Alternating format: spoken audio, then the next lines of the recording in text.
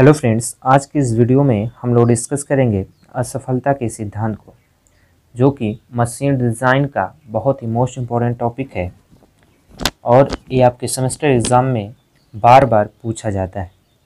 तो देखिए, असफलता के सिद्धांत क्या होता है, हम लोग देखते हैं क्या है कि जब किसी मशीनी अवयव पर एक अच्छी प्रतिबल कार्यरत हो तो उसकी असफलता का अनुमान लगाना सरल होता है। ठीक है, जब कोई भी अगर मशीनी अवयव है, यदि उस पर एक अच्छी यानी कि एक अक्ष पर प्रतिबल कार्य कर रहा है तो उसकी असफलता का अनुमान लगाना बहुत ही सरल होता है। ठीक है, तो इस स्थिति में उसमें उत्पन्न प्रतिबल तथा उसकी सामर्थ्य का केवल एक ही मान होता है।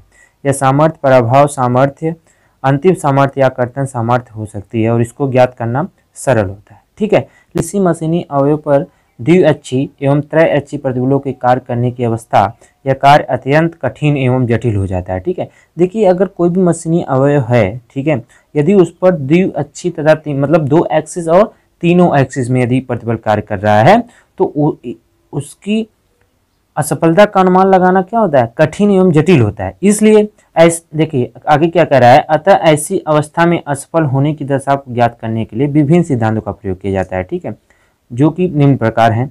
देखिए, 5 सिद्धांत दिए गए हैं जो कि हम लोग क्या करना है, पढ़ना है। इसमें देखिए पहला है अधिकतम मुख्य प्रतिबल सिद्धांत या रैंकिंग सिद्धांत कहते हैं इसे। दूसरा है अधिकतम कर्तन प्रतिबल सिद्धांत या टरेस्का और गेस्ट सिद्धांत कहते हैं। तीसरा है अधिकतम विकृति ऊर्जा सिद्धांत या इसे हम लोग बोलते हैं हेग्स सिद्धांत। ठीक है, चौथा है अधिकतम मुख्य विकृति ऊर्जा सिद्धांत या इसे हम लोग कहते हैं सेंट बिनेट सिद्धांत। ठीक है, और लास्ट है 5वां अधिकतम कर्तन विकृति ऊर्जा या विरूपण ऊर्जा सिद्धांत अथवा हेकी तथा वान माइसिस सिद्धांत। ठीक है, तो इसको कैसे याद किया जाएगा मैं इस वीडियो में बताऊंगा और ये वीडियो आप लोग लास्ट तक देखिए। देखिए, पहला सिद्धांत अधिकतम मुख्य प्रतिबल सिद्धांत या रैंकिंग सिद्धांत। ठीक है, क्या कह रहा है, देखिए लिखा है यह सिद्धांत असफलता का सबसे पहला तथा सरलतम सिद्धांत है। ठीक है, इस सिद्धांत के अनुसार द्विअक्षीय प्रतिबलों के अंतर्गत कोई मशीनी अवयव तब असफल होगा।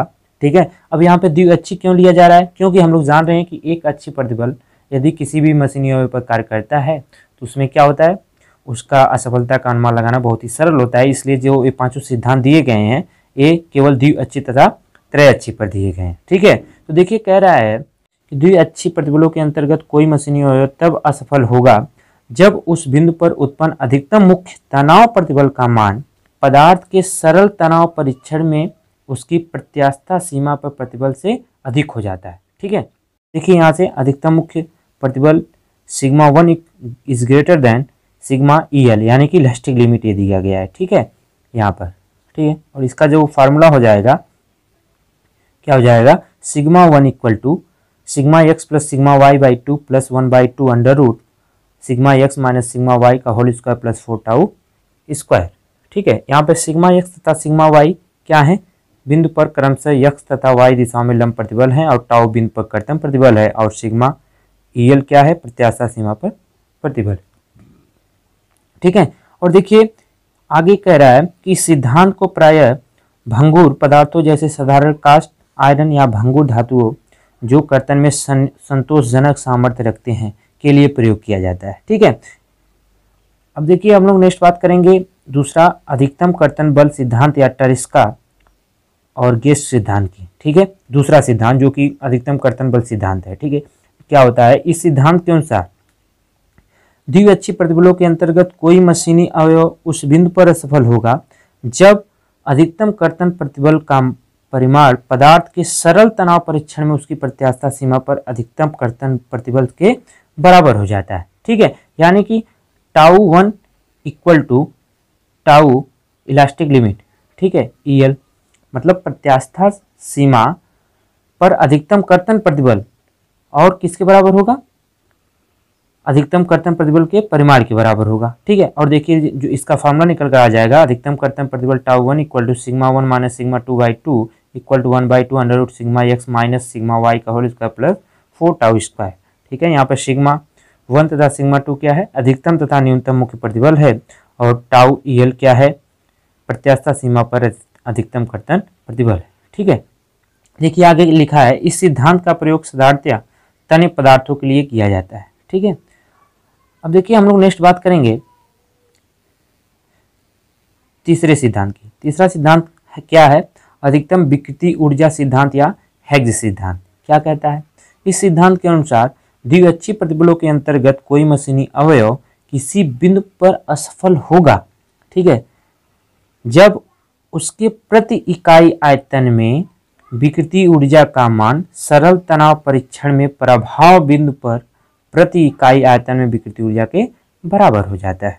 ठीक है, और देखिए इसका जो फॉर्मूला निकल कर आ जाएगा, क्या हो जाएगा?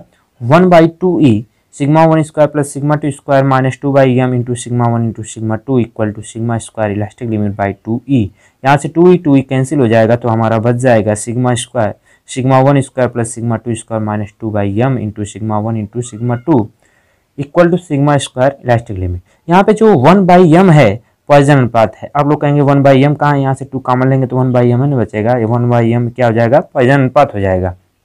ठीक है, और इस सिद्धांत का उपयोग जो है तन्य पदार्थों के लिए किया जाता है। अब देखिए हम लोग बात करेंगे नेक्स्ट चौथे सिद्धांत की।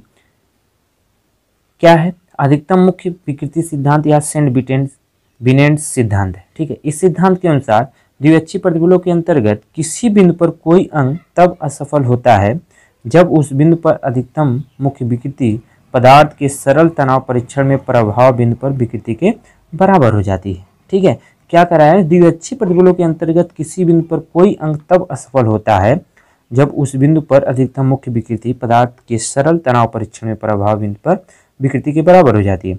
इसका फॉर्मूला जो हो जाएगा E maximum equal to sigma 1/E minus sigma 2 upon m into E equal to ई।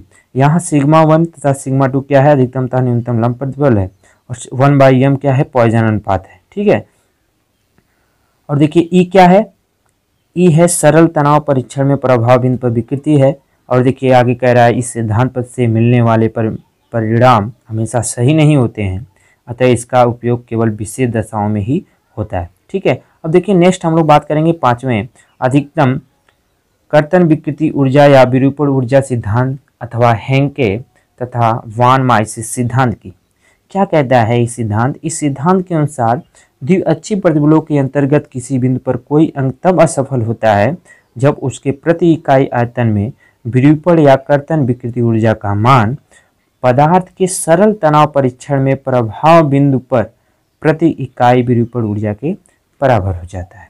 ठीक है, तो देखिए इसका जो फार्मूला निकल कर आ जाएगा, क्या हो जाएगा? Sigma 1 square plus sigma 2 square minus 2/m into sigma 1 into sigma 2 equal to sigma square elastic limit. ठीक है, आगे लिखा है इस सिद्धांत का अधिकतम उपयोग विकृति ऊर्जा सिद्धांत के स्थान पर तन्य पदार्थों के लिए होता है। ठीक है, तो ये हमारे कुछ पांचों सिद्धांत थे। ठीक है, किसके? असफलता के सिद्धांत, जो कि किसके लिए जाते हैं? किसके लिए दिए जाते हैं?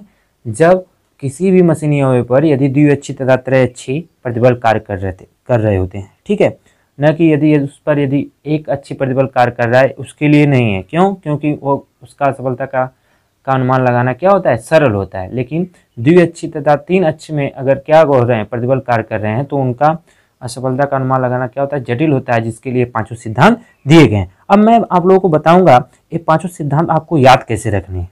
ठीक है, जैसे देखिए यहाँ पे आप लोग देख रहे होंगे पांचों सिद्धांत में कि देखिए पहला जो वर्ड है यहाँ से पहला सेंटेंस, द्विअक्षीय प्रतिबलों के अंतर्गत किसी बिंदु पर कोई अंग तब असफल होता है। इतना जो है क्या है? सभी पांचों में सेम है। ठीक है, और आगे कह रहा है जब उसके प्रति इकाई आयतन विरूपण या कर्तन विकृति ऊर्जा का मान, केवल इतना ही क्या हो रहा है? चेंज हो रहा है सभी में। वो भी कहाँ से आ रहा है? वो इसके क्या हो रहा है? इसके नाम से पता चल रहा है यहाँ से। ठीक है, जैसे देखिए कह रहा है द्विअक्षीय प्रतिबलों के अंतर्गत किसी बिंदु पर कोई अंग तब असफल होता है जब उसके प्रति इकाई आयतन में विरूपण या कर्तन विकृति ऊर्जा का मान, कर्तन विकृति ऊर्जा का मान।